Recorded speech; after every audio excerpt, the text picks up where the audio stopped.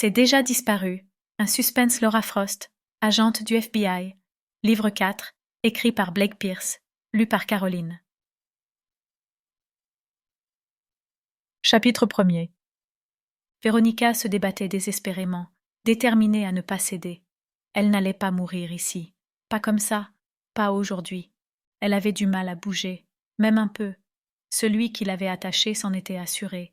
D'abord, elle avait les mains attachées derrière le dos et tellement serrées qu'elle ne sentait presque plus ses doigts. Elle avait aussi les chevilles attachées et ne pouvait donc que traîner les pieds sur la plateforme minuscule sur laquelle on l'avait placée. Le bâillon qu'elle avait dans la bouche l'empêchait de crier, d'appeler à l'aide. D'ailleurs, même si elle l'avait pu, elle ne pensait vraiment pas qu'on aurait pu l'entendre. Elle ne savait pas du tout où elle était.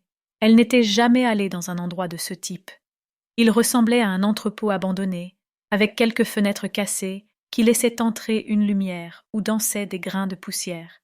C'était la seule chose qui lui permettait d'y voir. Autrement, la pièce était tellement sombre qu'elle n'apercevait pas les murs d'en face.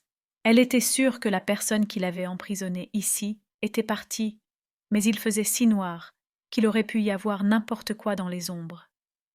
Ses yeux avaient mis longtemps à s'ajuster à l'obscurité, à lui montrer ses environs immédiats et le danger dans lequel elle était vraiment. De toute façon, elle aurait eu du mal à s'imaginer en sécurité. Les cordes et le bâillon lui avaient ôté toute illusion à ce sujet. Cependant, même si elle en avait douté, la troisième corde, celle qu'elle avait autour du cou, lui aurait rendu le sens des réalités. Dans son dernier souvenir, elle était simplement chez elle, en train de se diriger vers sa voiture. Ensuite, quelques heures plus tard, elle s'était réveillée ici et on l'avait relevée. Avant qu'elle ait même pu réagir ou comprendre assez clairement ce qui se passait pour commencer à se débattre, elle avait eu une corde autour du cou et on avait serré un nœud coulant jusqu'à ce qu'il repose contre l'endroit où son crâne rencontrait sa colonne vertébrale. Elle le sentait encore maintenant, car il lui frôlait les cheveux à chaque fois qu'elle bougeait, et ses halètements terrifiés devenaient toujours plus brefs. Elle savait exactement depuis combien d'heures elle se tenait ici, essayant de se libérer des cordes, essayant désespérément de trouver un moyen de se libérer. Elle savait exactement combien de temps s'était écoulé, parce que le compte à rebours qu'elle avait autour du cou le lui indiquait. C'était une des premières choses qu'elle avait distinguées quand ses yeux s'étaient ajustés.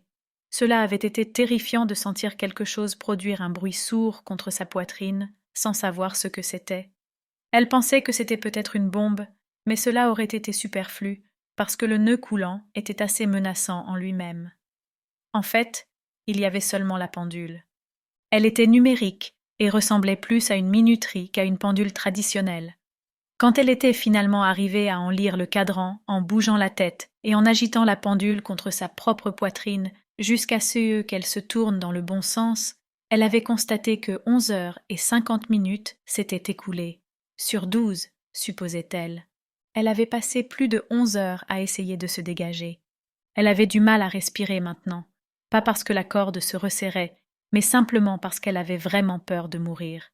Elle ne voyait que la plateforme de bois petite et apparemment fragile sur laquelle elle se tenait.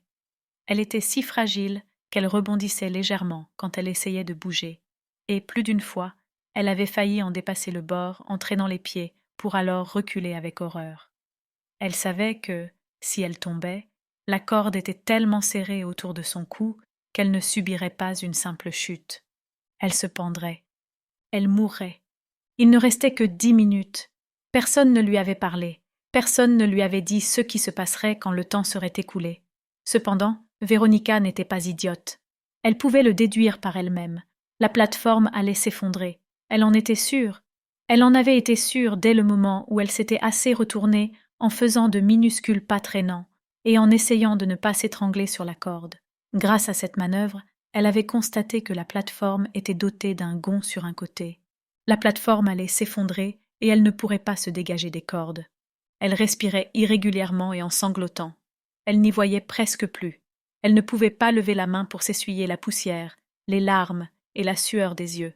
Elle avait essayé si longtemps de se libérer des cordes qu'elle avait l'impression d'avoir une épaule disloquée, que ses bras étaient épuisés et que la peau de ses poignets, de ses pouces et du bout de ses doigts était à vif. Autour d'elle, rien ne pouvait lui être utile. Il n'y avait pas de crochet coupant, de clous qui dépassaient du bois, même pas une écharde. La corde était si serrée qu'elle ne pouvait même pas avancer jusqu'à...